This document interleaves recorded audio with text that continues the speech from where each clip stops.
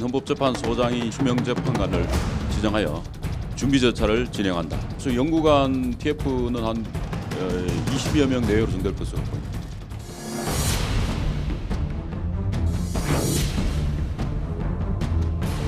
대통령 박근혜 탄핵 소추안은 타결되었음을 선포하라.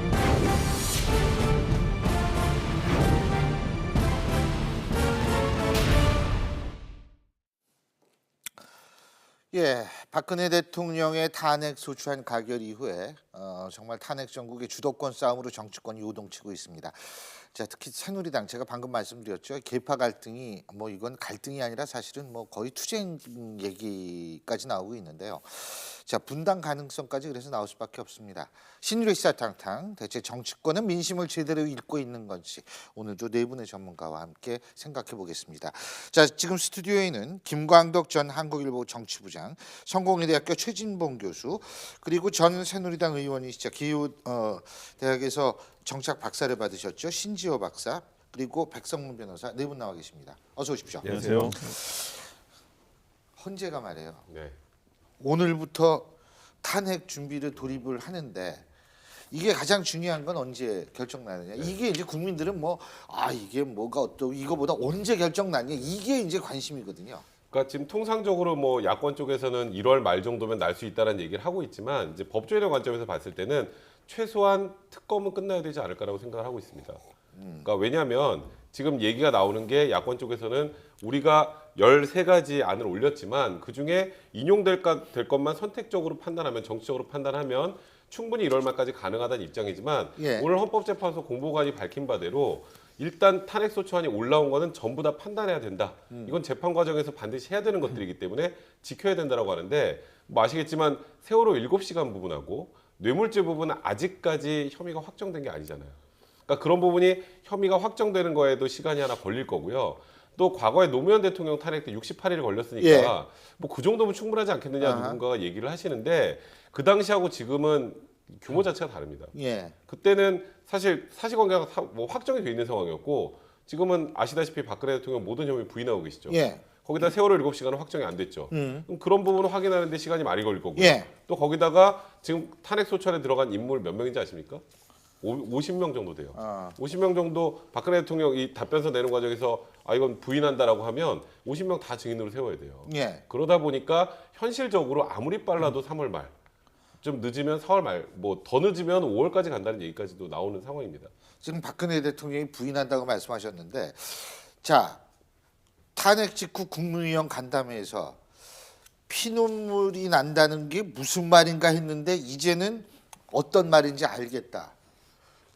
네. 무슨 뜻일까요? 억울하다. 억울하다. 억울하다. 억울해서 피눈물이 다 났다. 예. 뭐 그 얘기인 것 같은데요. 그러니까 이제 국민적 정서하고는 완전히 천양지차인 것 예. 같습니다. 그런데 저는 이런 생각이 들어요. 그러니까 박근혜 대통령뿐만 아니라요. 예. 어떤 절대적인 권력을 휘두르던 권력자들은요. 그 권력에도 중독이 됩니다. 이 권력 중독이요. 알코올 중독보다 제가 봤을 때 그렇다고 그러대요. 한 10배는 예, 더 맞습니다. 독해요. 예. 도박보다 더 심하다. 네, 도박보다 훨씬 심하고 근데 권력 중독의 최종 단계를 보면 어떠한 죄책감이나 죄의식도 느끼지 못하는 단계까지 가버립니다. 그러니까 그런 거에 대해서 불감증, 무감각해지는 거예요. 예. 그러니까 아마도 박근혜 대통령께서 제가 봤을 때는 그런 정도 단계까지 이르신 게 아닌가.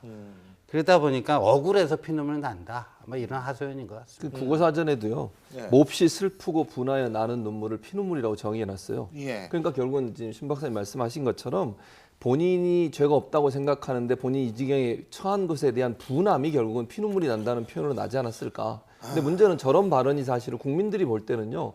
대통령에 대한 실망감이 더 커지는 거잖아요.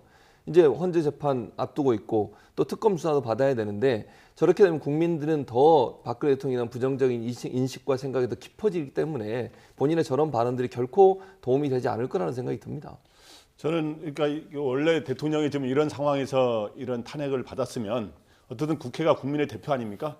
그러면 반성의 의미로 피눈물이 난다고 해야 되는데 그날 저녁에 이렇게 피눈물 난다 해서 쉽게 말하면 억울하다고 이렇게 한 건데 그렇게 하면서 이제 탄핵 심판 과정에서 뭔가 뭐 다른 변수를 찾는다든가 그 과정에 그 이후에 어떤 정치적 반격의 의미를 약간 담은 그런 것 같은데 진짜 이 상황에서는 이 진짜 서민들의 피눈물을 생각해야 되는 시점이 아닌가 이런 생각이 듭니다. 그러니까 며칠 전에 제가 TV에서 보니까 그 IMF 실직자 가족 그리고 요즘에 비정규직자 가족들에게 한 5가족들의 이야기를 쓴 걸 보면서 저 사람들의 아픔이 바로 촛불 민심으로 단순히 정치권뿐만 아니라 저게 바로 촛불 민심으로 드러나는 것이구나 하는 생각을 주변 사람들도 하고 저도 이제 느낀 바가 있는데 바로 지금은 경제도 어렵고 여러 가지 하기 때문에 대통령은 바로 국민들의 피눈물을 생각해야 될 시점이 아닌가 이렇게 생각됩니다. 그렇습니다. 사실 지금 우리나라 전국적으로 피눈물 흘리는 분들이 많습니다. 그 피눈물, 그 서민들의 피눈물, 그리고 세월호 7시간을 비롯해서 아이들을 잃었기 때문에 흐르는 피눈물, 그런 의미도 과연 어떠한 것인지를 한번 보듬고 가야 되지 않을까라는 생각이 드는데요. 자, 이 다음 주제는 피눈물하고 조금 거리는 있습니다만 여기도 뭐 하여간 피가 튀기는 정도의 갈등인 것 같습니다. 화면 함께 보시죠. 먹던 밥상 엎어버리고 쪽밥까지 깨는 인간 이하의 처신입니다. 부모 형제에 내친 폐륜을 저지른 사람들이 집 대들보까지 뽑아내겠다는 것입니다. 대통령 탄핵을 사리사욕을 위해 맞바꾼 배신과 배반, 영린정치 상징 사람들입니다. 김무성 대표와 유승민 전 대표의 검은 속내를 다 알고 있습니다. 새누리당은 이제 이 두 분과 함께할 수 없습니다. 친박 지도부의 이정현, 조원진, 이장우 최고위원 그리고 친박 주동 세력 서청원, 최경환, 홍문종, 윤상현 국민의 준엄한 촛불 민심을 우롱한 자 김진태 이상 8명은 즉각 당에서 떠나주길 바랍니다. 국민들은 이 사람들이 새누리당을 떠날 때 다시 한번 새누리당에게 기회가 있을 것이다. 예, 이게 듣기만 해도 살벌합니다, 그냥. 예, 신 박사님. 네. 왜 이렇게 살벌해졌어요, 이게? 그런데 뭔가. 말이죠. 박근혜 대통령 탄핵 소추안이 국회에서 가결이 되면 그와 거의 동시에 친박은 패족이 될 것이다. 많은 전문가들이 그렇게 예측을 했는데 저는 친박에 대해서 좀 모르는 진단이었다. 패권주의라고 하는 그런 그 호칭이 붙었잖아요. 패권주의 아무나 하는 게 아니거든요. 패권주의. 그 우리 민노당, 통진당 시절에 이른바 그 NL 주사파, 종북파 뭐 해갖고 그분들을 가리켜서 노회찬, 심상정, 유시민 이런 분들이 패권주의라고 불렀거든요. 근데 2012년에 무슨 여론조사가 조작하고 뭐 그런 거 다 만천하에 드러났는데도 오히려 그때 그 머리끄댕이녀라고 기억나시죠? 그래가지고 원래 잘못한 사람들이 당에서 쫓겨나야 되는데 오히려 뭐 유시민, 노회찬, 심상정 이런 사람들이 뭐 머리 접히고 뭐 하다가 자기들 발로 걸어 나왔어요. 그러니까 패권주의라는 건요. 어떤 상식과 합리 이런 거 깡그리 무시하고 자기들을 그냥 힘으로 그냥 밀어붙인다 이런 의미에서 패권주의거든요. 그러니까 친박도 패권주의니까요. 이분들이 대통령이 탄핵당했다. 우리는 이제 그 은인자중하고 있어야지. 잠시라도 물밑으로 잠수 타자. 절대 안 그럽니다. 근데 질문이 있는 게 탄핵 표결 결과를 보면 234표의 찬성표 중에 대충 계산하면 이제 무효표하고 기권한 거는 이제 한 표는 뭐 2표는 제외하더라도 무효표 7표 더하면 대충 계산하면 한 70표 정도가 새누리당에서 나왔고 그렇게 계산을 해보면은 어쨌든 제가 볼 때는 이 비박 쪽이 오히려 숫자가 더 많은 거, 탄핵에 최소한도 반대하지 않는 사람의 숫자가 더 많은 거라고 생각이 들거든요. 그럼 비박이 더 숫자가 큰 거 아닙니까? 숫자상으로 역전이 됐지만 그건 친박 패권주의 세력에는 의미 없는 거예요, 숫자는. 그러니까 오늘 정진석 원내대표가 사퇴했으면 일주일 내로 새 원내대표를 뽑아야 됩니다. 거기서 비박계 의원이 원내대표가 된다 할지라도 친박계는 안 물러나요. 그게 바로 패권주의의 속성이고요. 그래서 저는 뭐 그게 지금 이렇게 드러나고 있는 거다.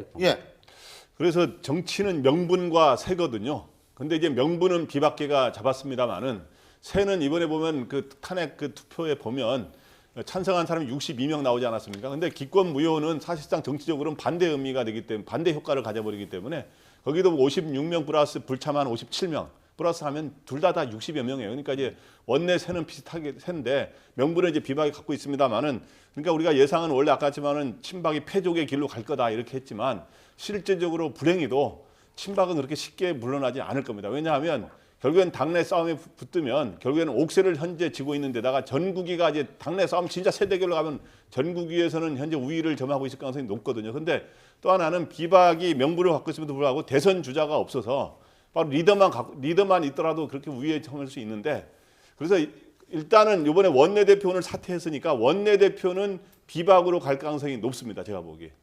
그렇게 보세요? 그 원내대표 비박으로 간다. 친박은 또 친박대로 후보를 낼 겁니다. 글쎄, 아마. 그러니까 이제 이게 그렇게 되는데, 자 이왕 얘기 나왔으니까 그러면 여기서 정진석 원내대표가 오늘 원내대표직을 사퇴했는데요. 직접 한번 그 얘기 그 말 들어보시죠. 저는 오늘 새누리당 원내대표직에서 물러나려고 합니다. 저는 보수 정치의 본령은 책임지는 자세라고 배웠습니다.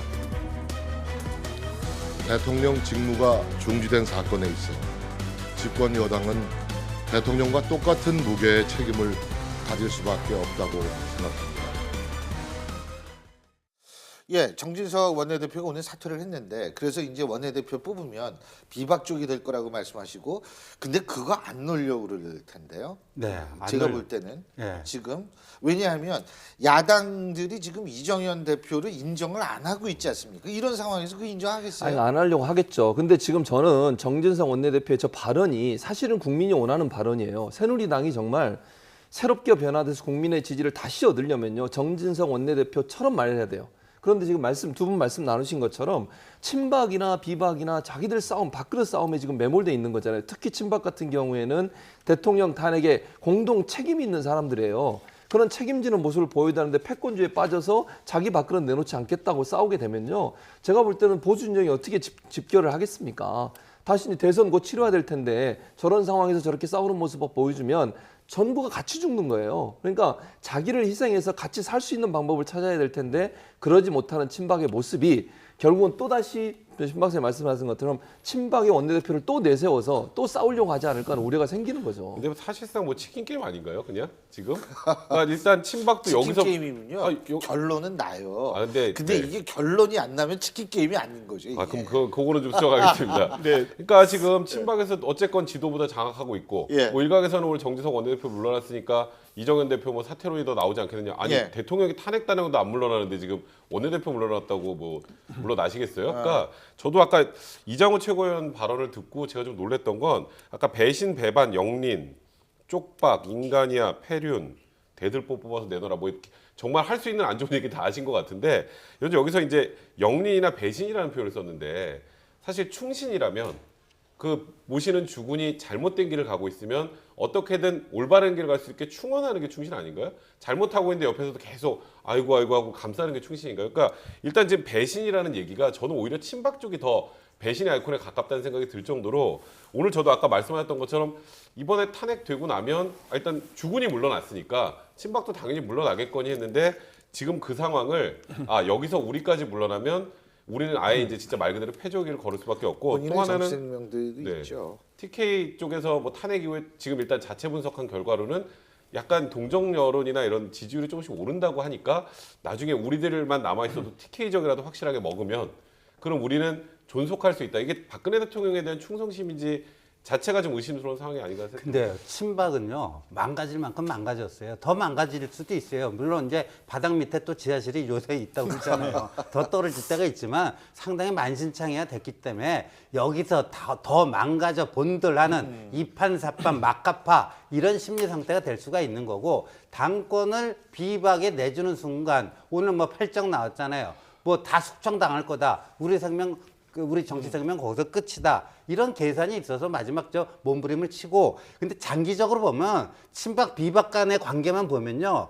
그 친박이 밀리게 돼 있죠. 그런데 비박이 알아야 될 건 뭐냐면 그 친박을 쫓아내고 당권 먹으려고 거기에 몰입하는 순간 중요한 정치적 일정 다 놓쳐버린다는 거예요. 예. 그 바로 거기에 그러니까 친박은요 재집권을 포기한 세력이에요. 예. 친박이 뭐 지금 이 상태에서 무슨 그렇죠. 패종만 면하면 되지 뭐 재집 언감생심 무슨 자기 뭐 후보 내세워서 차기 정권 창출하다 이게 아니잖아요. 근데 비박은 그게 아니라는 거죠. 그러니까 단지 시간이 비박 편만은 아니다. 이 점을 알아야 되는데 그러기 위해서는요 비박이 정말 친박 니들이 보수냐?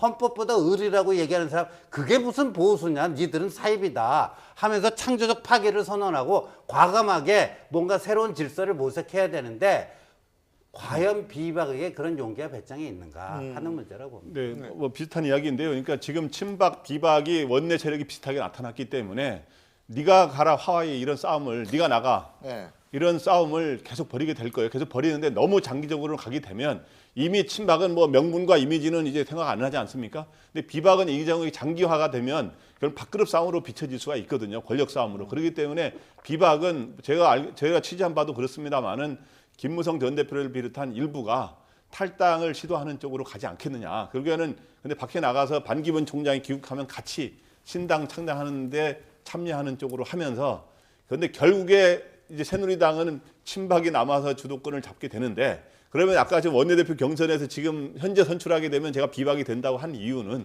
비박에 지금 나경원 의원이 많이 노리고 있지 않습니까? 지난번에 바로 낙선했다 그래서 그런 건데 만약에 탈당한 이후에 경선이 벌어지게 되면 그때는 이제 비박이 밀리게 되는 거죠. 그래서 지금 현재 오늘 뭐 사퇴한 거는 여러 가지 뭐 책임을 지고 사퇴한 것도 있습니다만은 조속한 원내대표 경선을 해야 된다는 그런 여론을 또 어느 정도 의식해서 사퇴한 게 아닌가 이런 생각이 듭니다. 근데 어쨌든 지금 있잖아요. 사실은 제가 볼 때는 언제 취재하셨는지 모르지만 이번에는 30시간의 법칙이 좀 안 맞아야 되는 거 아니냐라는 그런 분석도 많고요. 사실 그 이번에 이렇게 되는 게 새누리당 의원들 중에 상당수가 풍찬 노숙 경험이 없다. 그래가지고 그게 좀 많이 두려워하기 때문에 결국 네가 나가라 이러고 싸우는 거 아니냐 이런 얘기도 있더라고요. 그렇죠. 그리고 이제 그 뭐 새누리당의 뭐 자산이 한 네. 500억 정도 되는데 네. 그것도 또 뭐 누가 차지하는가. 근데 뭐 돈 문제보다는요. 오늘 그 이정현 대표가요 유승민 의원을 그 아닌 말로 디스를 하더라고요. 탯줄 뭐 잘 묻어갖고 뭐 사선 의원 됐다. 그러니까 아버지 덕분 금수저 아니냐. 뭐 이러면서 본인은 은근히 이제 흑수저 무수저라는 거 하면서 이제 그런 식으로 압박을 가하던데 예. 저는 좀 웃음이 나오더라고요. 그렇게 따지면 박근혜 대통령은 뭐죠? 그야말로 왕수저 아니에요. 자기가 모셨던 그리고 그 저 이정현 대표가 뭐라고 그랬어요? 2012년 광주에 나가서 출마해서 국회의원 떨어졌는데 그 쓰레기가 됐다고 그랬잖아요. 쓰레기 내 이정현 이 쓰레기를 박근혜 대통령께서 탈탈 털어가지고 홍보수석도 시켜주시고 정무수석도 시켜주시고 막 이랬다고. 아니 그런데 여하튼 이제 이런 식의 어떤 이전투구가 말이 좋아 사자성어 이전투구지 이게 개싸움 아니에요. 이런 식으로 개싸움이 되면 친박은 별로 손해볼 거 없다니까요. 망가질 만큼 망가졌어요. 친박이 뭐 이미지도 손상될 게 솔직히 뭐 있습니까? 근데 이제 비박은 그 게임에 같이 말리는 순간 헤어날 수 없는 늪에 빠질 수도 있다. 근데 비박의 리더들이 그 생각을 정확히 해야 되는데 오늘도 보니까 유승민 의원 나는 이 당에 남아서 뭐 해보겠다. 그게 그러니까요. 유승민, 뭐 김무성 이분들도요 들판형이 아니고 그냥 온실형이에요. 온실형. 그래서 이게 진짜 싸움이 길어지면 제가 볼 때는 같이 손해 보는 그런 상황이 되지 않을까라는 생각이 듭니다.